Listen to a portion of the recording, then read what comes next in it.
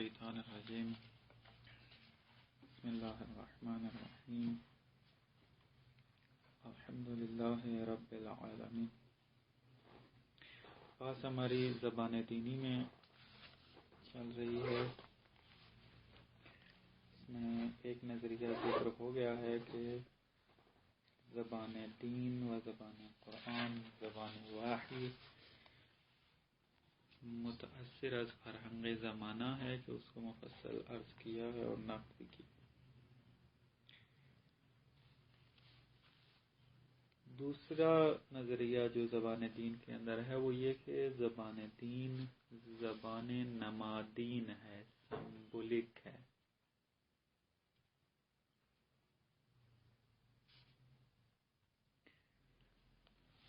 نماد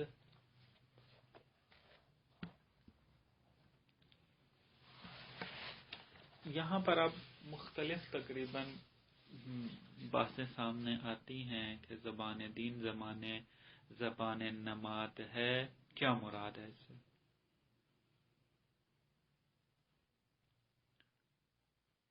بعضوں نے اس سے مراد یہ لیا ہے کہ زبان نماد ہے یعنی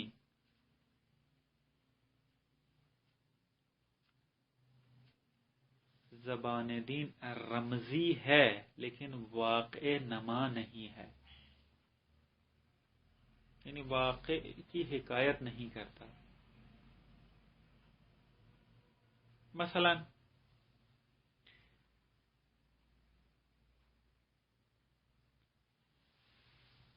ایک مثال دی جاتی ہے، مثلا ہمارے معاشرے میں مثال عام ہے کہ جب نمرود نے حضرت ابراہیم کو آگ میں پھینکا تو ایک چڑیا اپنے منہ میں پانی لے کر آگ کے اوپر پھینک رہی تھی، اور ایک دوسرا پرندہ اس کے پاس سے گزرا، اس نے کہا کہ تمہارے اس قطرے سے اس آگ پہ کیا اثر پڑے گا؟ اس نے کہا کہ میں اس کے ذریعے مجھے بھی معلوم ہے کہ اثر نہیں پڑے گا، لیکن میں اپنا وظیفہ ادا کر رہی ہوں، اور تاکہ قیامت کے دن نمرود کی فوج میں شمار نہ ہوں۔ اب یہ ایک واقعہ نقل ہوا ہے، اس کو کہتے ہیں کہ یہ کیا ہے؟ رمز ہے، سمبولک ہے، نماد ہے۔ یعنی کیا اس سے آپ ایک مطلب تو استخراج کر رہے ہیں لیکن یہ واقع نما نہیں ہے، لیکن یعنی خارج میں کوئی ایسا واقعہ رونما نہیں ہوا کہ جس کی ان جملات کے اندر حکایت ہو رہی ہے۔ خارج میں ایسا نہیں ہوا کہ اس میں سے چڑیا جا رہی تھی، پانی لے کر گرایا، پھر یہ سارا حالت رونما ہوئی ہے، بعد میں یہ نقل ہوئی ہے، بلکہ ایک مطلب سمجھانے کے لیے کسی نے اس واقعے کو گھڑا ہے تاکہ ایک مطلب کی طرف توجہ مبذول کرا سکے۔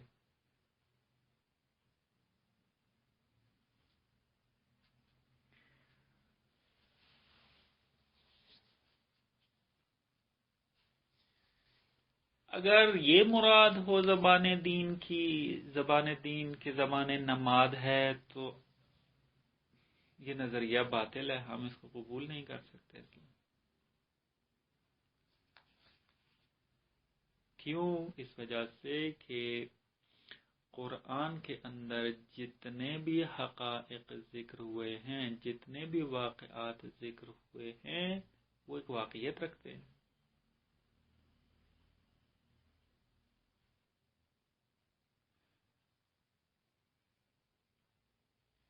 اور اس واقعیت سے حکایت کی گئی ہے۔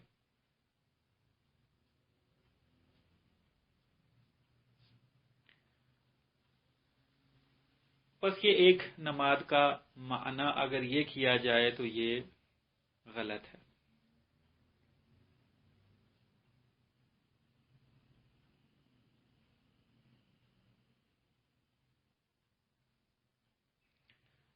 اگر نماد کا معنی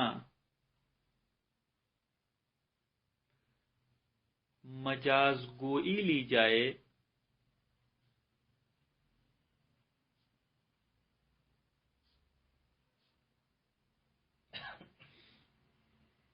یعنی زبان قرآن زبان نماد ہے، یعنی مجاز گوئی کی گئی ہے اس کے اندر. یعنی مجاز گوئی میں کیا ہوتا ہے؟ معنی ظاہری مراد نہیں ہوتا بلکہ غیر از معنی ظاہر. جس طرح کہ آپ کہتے ہیں کہ انسان شجاع ہے، اس کو سمجھانے کے لیے آپ کیا کہتے ہیں؟ یہ فلانی کیا ہے؟ اسد ہے، مثلا شیر ہے، کل اسد ہے. تو آپ کیا کرتے ہیں؟ اس سے آپ معنی ظاہری مراد نہیں لے رہے ہوتے ہیں کہ جو لفظ دلالت کر، بلکہ آپ اس کا غیر معنی لے رہے ہوتے ہیں.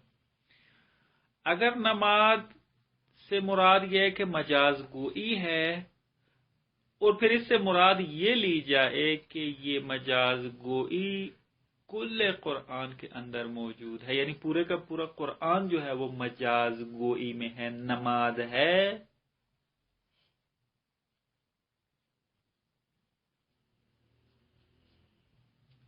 یہ بھی نظریہ قابل قبول نہیں ہے، کیونکہ پورے کا پورا قرآن مجاز نہیں ہے.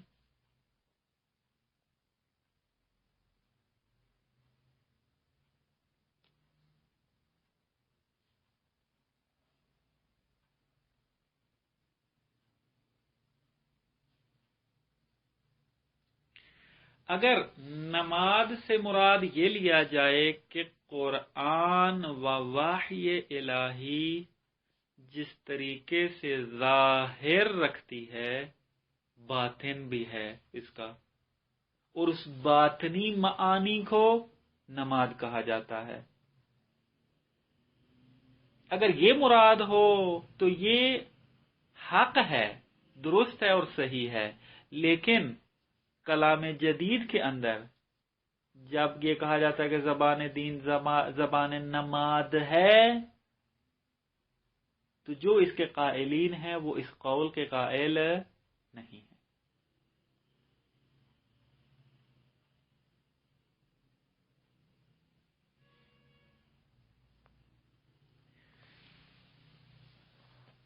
بعضوں نے نماز کا معنی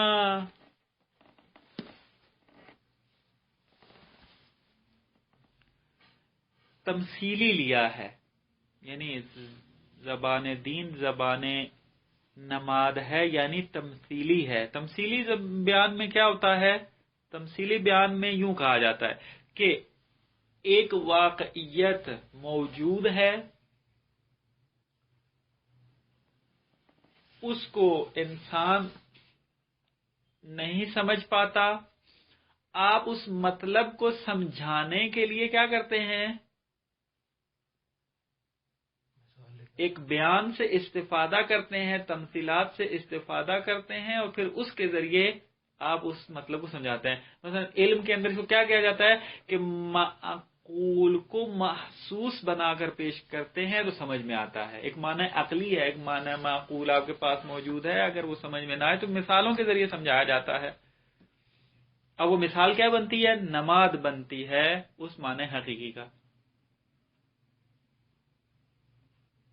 جیسے مثلا ایک بچے کو آپ نے ایک حقیقت سمجھانی ہے کہ جو کہ اس کے فہم کے مطابق نہیں ہے، اور وہ کبھی بھی اس حقیقت کو بے عین ہی درک کرنے کے قابل نہیں ہے، تو آپ کیا کرتے ہیں؟ اس حقیقت کو سمجھاتے ہیں اس کو. لیکن ایسے جملات اختیار کرتے ہیں جو اس کے فہم کے مطابق ہوتا ہے، تمثیل دینے کی کوشش کرتے ہیں اور اس کے ذریعے جو ہے اس کو سمجھاتے ہیں.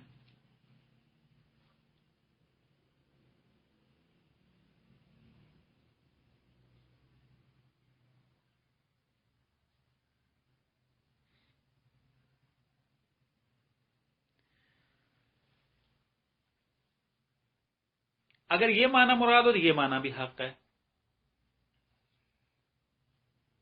لیکن اگر یہ کہا جائے کہ پورے کا پورا قرآن اس طریقے سے ہے، یہ بھی غلط ہے. پورا قرآن ایسے نہیں ہے. ہاں، بعض حقائق ہیں کہ جس کو اس طریقے سے تمثیلی انداز میں بیان کیا گیا ہے. ہاں، بعض موارد میں زبان دین زبان نمادین بھی ہے اس معنی کے اندر.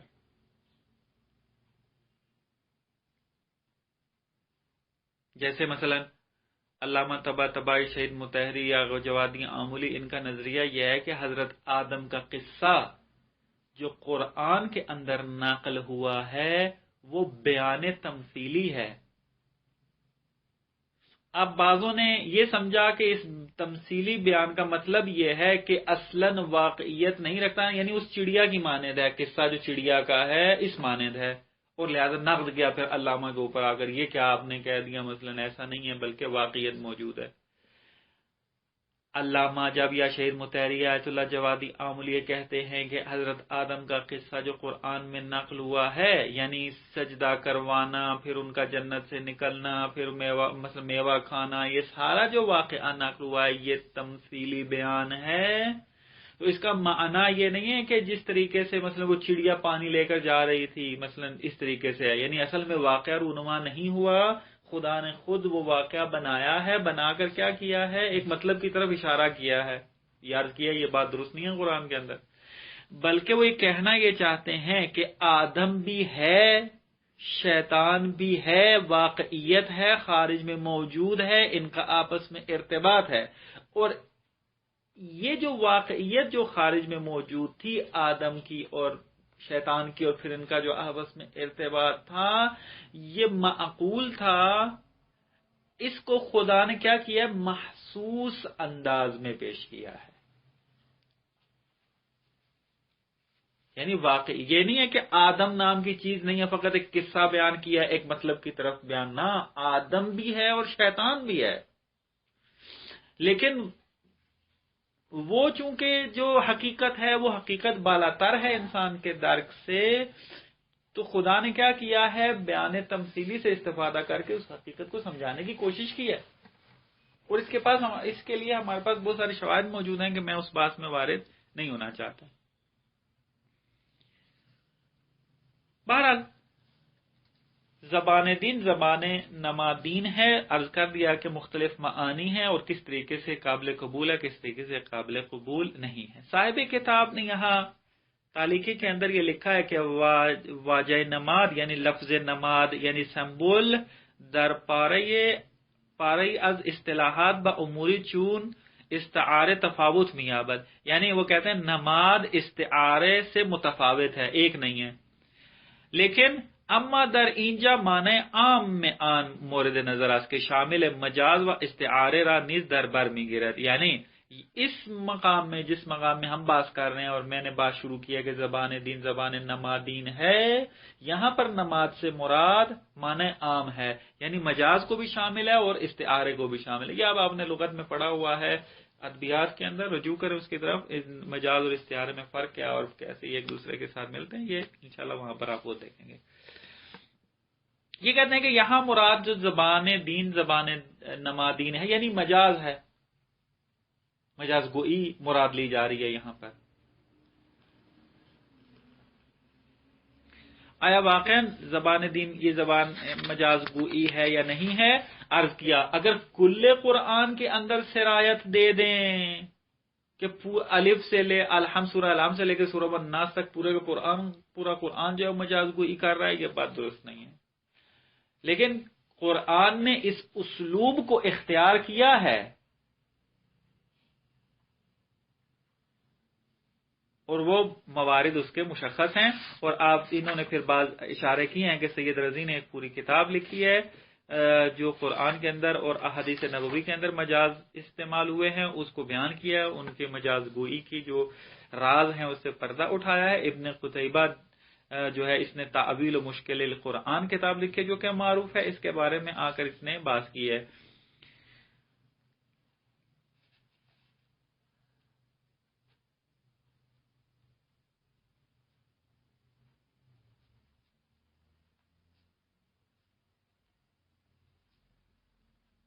اور پھر صفحہ 203 پہ آ کر یہ مطلب کی طرف اشارہ کرتے ہیں جس کی طرف میں نے اشارہ کیا ہے کہ نماد یعنی حقیقت کو تمثیلی انداز میں پیش کرنا، یہ بھی زبان نماد کے اندر آتا ہے، زبان نمادین کے اندر آتا ہے یہ مطلب بھی، لیکن معانی فرق کرتے ہیں بہت زیادہ،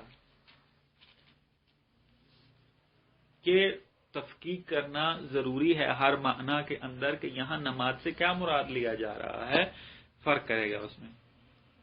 مثلا یہاں پہ یوں عبارت لکھ کے آتے ہیں، از دیدگاہ اندیشمندان مسلمان، یعنی ان کا نظریہ کیا ہے، تودہ مردم بسیاری از حقائق متعالیہ جز در قالب زبان تمثیلی در نمیتا یابن، یعنی حقائق متعالیہ کو ایک گروہ مردم کا جو ہے وہ بغیر مثال کے سمجھ نہیں پاتا، حتماً مثال دینا پڑے گی۔ اسی وجہ سے پیغمبران کو کیا کیا گیا ہے، ہدایت، تمام لوگوں کی ہدایت کا مامور قرار دیا گیا ہے ان کی عقلوں کے مطابق، نہ کہ اپنی عقل کے مطابق۔ پر جب پیغمبر ان سے گفتگو کرے گا تو اگر وہ کوئی مطلب نہیں سمجھ پا رہے تو مثال کے ذریعے ان کو سمجھائے گا۔ اور پھر آگا جوادی عملی کی عبارت کو یہاں نقل کرتے ہیں، وہ یہ کہ مراد از تمثیل این نیست کہ قصے کے اصلاً مطابق خارجی و واقعی نداشتے بے صورت داستان نمادین ارائے گردد، یعنی تمثیل کا معنی یہ نہیں ہے کہ اگر ہم کہتے ہیں قرآن کے اندر تمثیلی بیان موجود ہے، اس کے مصادیق موجود ہیں، اس کا معنی یہ نہیں ہے کہ قصہ اصلاً موجود نہیں ہے، خارج میں مطابقت خارجی نہیں رکھتا، بلکہ اس کو ایک رمز کے طور پر بیان کیا گیا تاکہ ایک خاص مقصود کی طرف پہنچایا جائے جا کر، جس طرح کی مثال دی وہ چڑیا کی قصہ جو ہے موجود ہے، بلکہ بدین معنی کہ حقیقتی معقول و معرفتی غیبی کے وقوع غیبی یافتے بے صورت محسوس و مشہود بازگو شدہ است، بلکہ تمثیلی بیان سے مراد یہ ہے کہ ایک معقول اور غیبی حقیقت موجود ہے جس کو ہم درک نہیں کر سکتے، اس کو خدا نے کیا کہ محسوس و مشہود انداز میں بیان کیا ہے۔ یہ تمثیلی بیان سے مراد ہے یہاں پر۔ اس کے بعد پھر 204 صفحے پہ مصنف نماد کا ایک اور معنی بیان کرتے ہیں کہ جو نماد بے معنی پول تیلیچ، اور مختلف اس کے تلفظ کیے گئے، فارسی میں مثلا تلیخ بھی لکھا گیا ہے اور تلیش بھی لکھا گیا ہے، حقیقت اس کے سپیلنگ جو ہے TILLICH ہے، پول PAUL، پول تلیچ، یعنی ہم میرے خیال میں انگلش میں تلفظ تلیچ کریں گے اس کو، اور انہوں نے اپنا کسی نے تلیش کیا ہے، کسی نے تلیخ کیا ہے، بہرحال پول تلیچ اس نے آ کر کہا ہے کہ جتنے بھی قضایا دینیہ کے جو کہ صفات خدا کے ساتھ مربوط ہیں وہ زبانیں نمادین رکھتے ہیں، نمادین ہیں، اور اس پول تیلچ کا زبان نمادین کے اندر ایک خاص معنی ہے جس کے مختلف یعنی عناصر ہیں، اگر وہ ان تمام عناصر پائے جائیں تو تب وہ کیا ہے، یہ نماد تھیلیچ، یعنی اس کا کیا نام ہے، نام یہی پڑ گیا ہے، نماد بے معنی تھیلیچ، یعنی پول تھیلیچ، نماد پول تھیلیچ اس کے اندر بیان ہوا ہے۔ کیا ہے اس کے تقریباً اس نے 4 عناصر ذکر کیے ہیں کہ یہ چاروں عناصر ہونے اس کے اندر ضروری ہیں، تب وہ نمادین بنے گا، وہ قضیہ جس کے اندر یہ 4 خصوصیات موجود ہوں وہ نماد کہلائے گی، اگر ایک خصوصیت بھی اس میں سے نکل گئی تو نماد ہونے سے خارج ہو جائے گی۔ مثلا انہوں کتاب نے اشارہ نہیں کیا اس طرف، چونکہ اس نظریے کی طرف اشارہ کیا، میں وہ 4 عناصر اس کی طرف بیان کر دیتا ہوں۔ مثلا یہ مختلف کتابوں میں آپ جب رجوع کریں گے تو یہ عناصر ذکر ہیں، جو آپ کوئی بھی کتاب مثلا زبان دینی کو اٹھا کے دیکھ لیں گے، نظریہ وہاں مفصل بیان ہوا ہے۔ مثلا اس کا پہلا عنصر کیا ہے کہ در لفظ نمادین مدلول غیر مطابقی ارادہ شدہ است، جب بھی آپ لفظ نماد، کوئی بھی لفظ جو نماد صورت میں استعمال ہوگا اس میں آپ غیر مطابقی کی طرف جائیں گے، مطابقی معنی نہیں لیں گے، تو نماد نہیں بنے گا، تو صریح ہو جائے گا۔ دوسرا عنصر کیا ہے، مدلول غیر مطابقی آن نیز امری بسیار پیچیدہ است، یعنی وہ جو آپ اس لفظ سے جو کہ نماد بنا ہے اور غیر مطابقی معنی ارادہ کیا ہوا ہے، وہ مدلول غیر مطابقی کیا ہے، وہ بھی بہت زیادہ پیچیدہ ہے، آسان نہیں ہے اس کو سمجھنا یا اس تک رسائی حاصل کرنا۔ تیسرا کیا ہے، مدلول غیر مطابقی نماد خدا یا چیزی است که جاگزین خداوند می شود. یعنی نماد کون سا قضیہ بنے گا، کون سا لفظ بنے گا جو خدا یا خدا کے بارے میں جو صفات ہیں اس کے بارے میں جب آپ قضایا بنائیں گے تو وہ نمادین شمار ہوں گے. اس کا مطلب ہے کہ خدا کے علاوہ اگر کسی کے بارے میں آپ بات کریں گے حقیقت میں وہ نمادین شمار نہیں ہوگا، نماد شمار نہیں ہوگا. خدا کے بارے میں وہی خدا جو خدا کے مثلا صفات کے بارے میں اس قسم کی جو بھی ہے.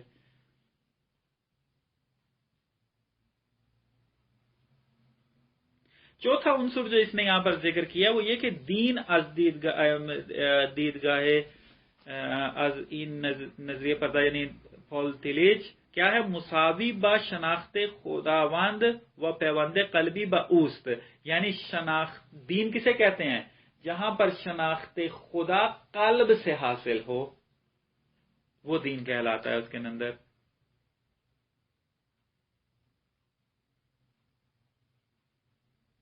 تو قضایا دینی کون سے قضایا دین شمار ہوں گے کہ جو کیا ہے اس قسم کے ارتباط کو مستقیم بیان کریں. بس یہ خصوصیات جس کے اندر پائی جائیں گی وہ کیا ہوگا، نماد بے معنی اخص اس کو کہتے ہیں یا بے معنی خاص کے جو پال تلیچ نے بیان کیا ہے تب وہ یہ نماد کے دائرہ کار میں آئے گا.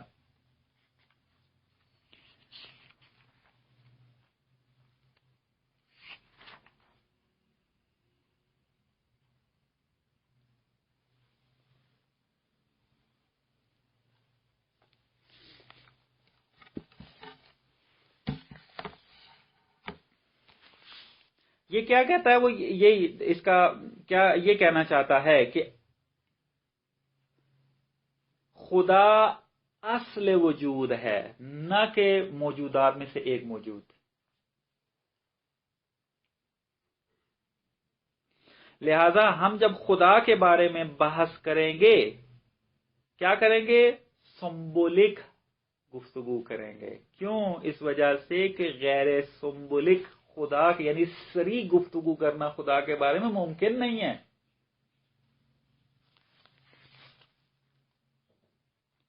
وجہ کیا ہے کہ اس نے خدا کے بارے میں زبان کو زبان نمادین کہا ہے، نمادی زبان کہا ہے. اس کی وجہ یہ ہے کیونکہ خداوند کیا ہے، فوق درک انسان ہے، اور خدا جب فوق درک انسان ہے تو اس کے بارے میں گفتگو کرنا کیا ہے، ممکن نہیں ہے. بس اب جب بھی اس کے بارے میں گفتگو کریں گے تو وہ کیا ہوگا، نمادین ہوگا، سمبولک آپ اس کے بارے میں گفتگو کریں گے.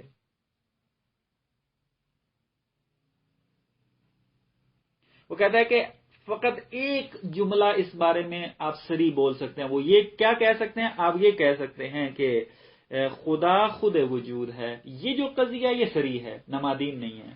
لیکن اس کے بعد آپ جتنے قضایا بھی خداوند کے بارے میں بنائیں گے، مثلا آپ کہتے ہیں کہ خدا علت العلل ہے، خدا جو ہے وہ قادر ہے، خدا فلاں ہے، خدا مثلا جتنے بھی آپ قضایا بنائیں گے وہ سارے کے سارے سمبولک شمار ہوں گے، اس کا معنی نہیں ہوگا. بس نماز کا ایک معنی بے معنی خاص یا بے معنی اخص جو بھی اس کو آپ تعبیر کر لیں کیا ہے، پال تلیچ کا نظریہ ہے کہ جو اس نے بیان کیا ہے. اور اس نے پھر عناصر ذکر کیے ہیں. اگر یہ عناصر موجود ہوں گے 4 تو تب جا کر وہ کیا ہے، زبان نمادین بنے گی. والا اگر ان میں سے ایک بھی ختم ہو گیا تو پال تلیچ کے نزدیک وہ زبان نماد شمار نہیں ہوگی.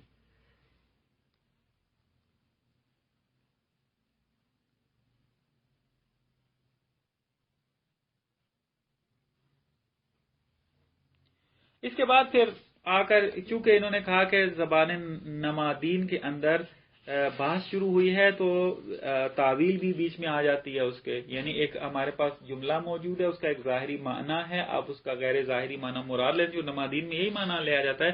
تو پھر یہاں پر بات ہے تعویل کی کہ آیا واقعا تعویل کرنا درست ہے یا درست نہیں ہے.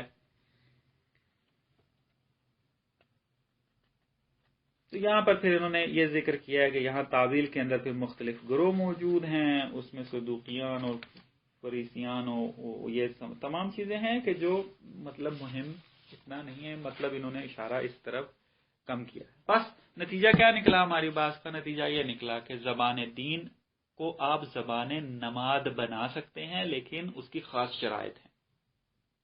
جس طریقے سے عرض کیا ہے، تو اگر ان شرائط کو مد نظر رکھیں، کل قرآن کے اندر شرائط نہ دیں، آپ کہہ سکتے ہیں۔ لیکن بعض معنوں میں تو اصلاً قرآن زبان نمادی نہیں رکھتا۔ جس طرح کہ عرض ہوا ہے کہ اگر کوئی آ کر یہ کہے کہ قرآن جو ہے وہ کیا ہے، مجاز گوئی اس معنی کے اندر ہے کہ جتنی بھی الفاظ و قضایا و حقائق نقل ہوئے ہیں ان کا خارج میں وجود نہیں ہے اصلاً، خدا نے کیا کیا ہے، ان کے ذریعے ایک خاص معنی کا، ایک خاص مقصود تک لوگوں کو پہنچانا چاہا، جس طرح کہ وہ چڑی کے پانی کا پھینکنے کی داستان دی ہے۔ اس طریقے سے اگر کوئی مانے تو اصلاً قرآن کی زبان ایسی نہیں، کسی طریقے سے بھی آپ اس کو نہیں مان سکتے۔ قرآن کے تمام حقائق وجود خارجی رکھتے ہیں۔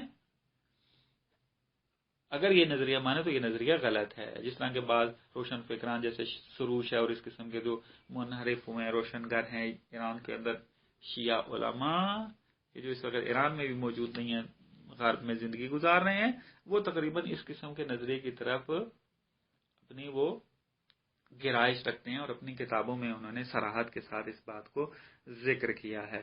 لیکن اگر نماز سے مراد مجاز گوئی لے لیں کہ جو کہ اسلوب تمام زبان ہے، ہر زبان میں مجاز گوئی کی جاتی ہے، اگر اس کو بعض موارد میں مان لے تو یہ قرآن نے اس اسلوب سے استفادہ کیا ہے، کوئی ممانعت بھی نہیں ہے۔ اور اگر نماز سے مراد زبان تمثیلی لے لیں تو اگر کل قرآن کی طرف سرایت نہ دیا جائے، بعض موارد میں موجود ہے اور اس کے اندر بھی کوئی مشکل پیش نہیں آتی، معنی حق ہے اور درست ہے۔ اور یہ ایک مطلب تھا کہ جو انہوں نے یہاں پر ذکر کیا ہے۔ اس کے بعد جو بحث مطرح کرتے ہیں وہ یہ کہ ہمارے پاس ایک طرف سے ہماری زبان بشری ہے، ذہن بشری ہے، معرفت بشری ہے، اور دوسری طرف ایک خدا ہے کہ جو فوق بشر ہے، جس کی تمام صفات اعلیٰ ہے، خود ذات اعلیٰ مرتبے پر فائز ہے۔ اب ہم اگر اس کو موصوف بصفت کرنا چاہتے ہیں، اس کے بارے میں گفتگو کرنا چاہتے ہیں، تو کس زبان میں کریں؟ یہ ہم پہلے بات پڑھ چکے ہیں، لیکن چونکہ زبان دینی کے اندر بھی یہ بات مطرح ہوتی ہے، لہذا یہاں پر دوبارہ اس کو بیان کر رہے ہیں کہ آیا ہم جو زبان رکھتے ہیں، جو مفاہیم ہمارے ذہن کے اندر موجود ہیں، علم و قدرت و حیات و اس قسم کے وجود، مثلا اللہ موجود، اللہ حی، اللہ عالم، یہ تمام ہم کیا ہیں، غیر خدا کے بارے میں بھی استعمال کرتے ہیں، مثلا کہ الانسان موجود، الانسان حی، الانسان عالم قادر، یہ تمام استعمال کرتے ہیں۔ اب آیا ہم اپنی اس محدود علم کے ساتھ، محدود معرفت کے ساتھ، زبان بشری کے ساتھ خدا کے جو کہ فوق بشر ہے بات کر سکتے ہیں اس کے میں یا نہیں کر سکتے؟ اس میں پھر کیا ہے، مختلف نظریے سامنے آئے۔ ان میں سے ایک نظریہ کیا ہے، الہیات سلبی کا ہے۔ الہیات سلبی والے کیا کہتے ہیں؟ وہ یہ کہتے ہیں کہ ہم خدا کو متصف بصفات نہیں کر سکتے۔ اگر ہم کہتے بھی ہیں کہ اللہ عالم، چونکہ دین نے کہا ہے اللہ قادر، اللہ حی، تو اس سے مراد ہماری معنی سلبی ہے، یعنی اللہ عالم لیس بجاہل، اللہ قادر لیس بعاجز، اللہ حی لیس بمیت۔ یعنی ہم کوئی معنی ارادہ نہیں کرتے عالم قادر حی اس سے، بلکہ ہم کہتے ہیں کہ عالم ہے یعنی جاہل نہیں ہے۔ اب عالم سے کیا مراد ہے، علم سے کیا مراد ہے، ہم خدا کے بارے میں نہیں کہہ سکتے۔ کیوں؟ ہمارے ذہن میں جو علم کا معنی موجود ہے وہ بشری ہے، اور اس بشری معنی سے ہم خدا کو متصف نہیں کر سکتے، بس ہم سلبی زبان کو اختیار کریں گے۔ اس کو الہیات سلبی سے بیان کیا گیا ہے۔ اور اس میں عرض ہوا تھا شیخ صدوق اسی نظریے کے قائل ہیں، ملا رجب علی تبریزی اسی نظریے کے قائل ہیں، قاضی سعید قمی اسی نظریے کے قائل ہیں، شیخ مظفر رحمۃ اللہ علیہ عقائد امامیہ میں دیکھیں اسی نظریے کے قائل ہیں، عبداللہ شبر، بہت سارے ایسے ہمارے متکلمین و فقہا موجود ہیں جو اس نظریے کے قائل ہیں، کہ جو کہتے ہیں کہ ہم الہیات میں الہیات سلبی کے قائل ہیں، یعنی صفات کو ہم یعنی تمام صفات ثبوتیہ کی بازگشت کس کی طرف ہے؟ صفات سلبیہ کی طرف ہے۔ مثلا آقا شیخ صدوق رحمۃ اللہ علیہ کی عبارت یہ ہے، اذا وصفنا اللہ تبارک و تعالی بصفات الذات فإنما ننفی عنہ بکل صفت منها ضدہا۔ اگر ہم خدا کو کسی صفت سے متصف کرتے ہیں تو ہم کیا کرتے ہیں؟ اس سے اس کی ضد کو نفی کرتے ہیں۔ مثلا اگر کہتے ہیں اللہ عالمون یعنی لیس بجاہل، فمتا قلنا، اب خود کہہ رہے ہیں اگر ہم یہ کہیں انہو حیون، اللہ حی ہے، نفینا عنہ ضد الحیات، ہم نے ضد الحیات کو نفی کر دیا، یعنی لیس بمیت وهو الموت، ولو لم نفعل ذلك اثبتنا معه اشیاء، اگر ہم ان اشیاء یعنی یہ نفی والی زبان اختیار نہ کریں تو ہم خدا کے ساتھ اشیاء کو ثابت کریں گے، یعنی خدا بھی اور یہ اشیاء بھی اس کے ساتھ موجود ہیں، لم تزل معه ہمیشہ سے اس کے ساتھ ہیں، اور اس سے کیا ہے؟ تعدد خدا ما لازم آئے گا۔ بہرحال یہ ایک نظریہ موجود ہے۔ پس یہاں پر آ کر ایک اور بات موجود ہے، وہ یہ کہ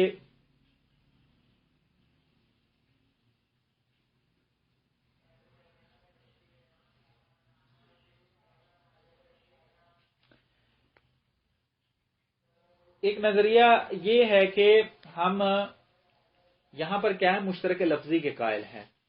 یہ بات پہلے وجود سے شروع ہوئی ہے، یعنی اللہ موجود میں وجود کیا معنی رکھتا ہے؟ آیا اللہ موجود، الانسان موجود، ان دو قضیوں میں جو وجود کا لفظ آیا ہے یہ ایک ہی معنی میں ہے دونوں قضیہ کے اندر، یا نہ الانسان موجود میں جو معنی ہے وہ اللہ موجود کے اندر معنی نہیں ہے؟ اگر قائل ہو جائیں کہ اللہ موجود، الانسان موجود کے اندر دونوں قضایا کے اندر ایک ہی معنی ہے، تو اس کو ہم کیا کہیں گے؟ وجود لفظ کیا ہے؟ مشترک معنوی ہے، یعنی ایک معنی دونوں قضایا کے اندر موجود ہے۔ لیکن اگر قائل ہو جائیں کہ اللہ موجود کے اندر جو معنی ہے وہ غیر از الانسان موجود کے معنی کا غیر ہے، اگر یہ مان لیں تو پھر ہم کہیں گے کہ یہاں وجود کیا ہے؟ مشترک لفظی ہے، لفظ ایک جیسے ہیں، وائلہ معانی ہر دو قضیے کے اندر کیا ہے؟ مختلف ہیں۔ بس متکلمین گئے کس کی طرف؟ مشترک لفظی ہونے کی طرف۔ فلسفے میں بھی آپ نے اس میں پڑھا ہے کہ وجود مشترک لفظی ہے، یہ مشترک معنوی ہے، تو وہاں پر عرض ہوا تھا کہ متکلمین جو ہیں وہ متقدمین جو وہ کیا کہتے تھے کہ لفظ وجود، مفہوم وجود کیا ہے؟ وہ مشترک لفظی ہے۔ کیوں؟ اگر مشترک معنوی کے قائل ہو جائیں تشبیہ لازم آتی ہے۔ کیوں؟ آپ کہہ رہے ہو کہ اللہ موجود میں جو معنی ہے وہی کیا ہے؟ الانسان موجود میں جو معنی ہے وہی اللہ موجود کے اندر معنی ہے۔ اس کا مطلب کیا ہے کہ آپ تشبیہ دے رہے ہیں اور مثل قرار دے رہے ہیں خدا کا، اور لیسا کا مثلی شے قرآن یہ کہہ رہا ہے۔ بس ہمارے اوپر لازم ہے کہ ہم قائل ہوں کہ اللہ موجود کے اندر جو معنی ہے وہ غیر الانسان موجود ہے، بس وہ مشترک لفظی کے قائل ہو گئے۔ مقابل میں کیا ہے؟ فیلسوفان کیا ہے؟ قائل ہوئے ہیں کہ نہ، یہاں پر کیا ہے؟ وجود، مفہوم وجود یا جو استعمال ہوتا ہے وہ کیا ہے؟ وہ مشترک لفظی نہیں ہے بلکہ مشترک معنوی ہے۔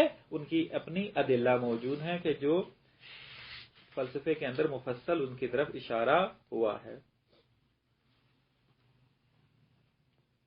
بس جب یہ بات یہاں سے شروع ہوئی تو پھر یہ شرائط پیدا کر گئی کس کے اندر؟ باقی صفات کے اندر بھی، کہ ہم اللہ عالمن جب کہتے ہیں اور الانسان عالم جب کہتے ہیں، ان دونوں کا ایک معنی ہے یا مختلف ہے؟ الہیت سلبی والے کیا کہتے ہیں؟ مختلف معانی. لیکن حق نظریہ کیا ہے؟ حق نظریہ یہی ہے کہ نہ، علم کا ایک ہی معنی ہے، وجود کا ایک ہی معنی ہے دونوں قضایا میں. انہوں نے کیا ہے؟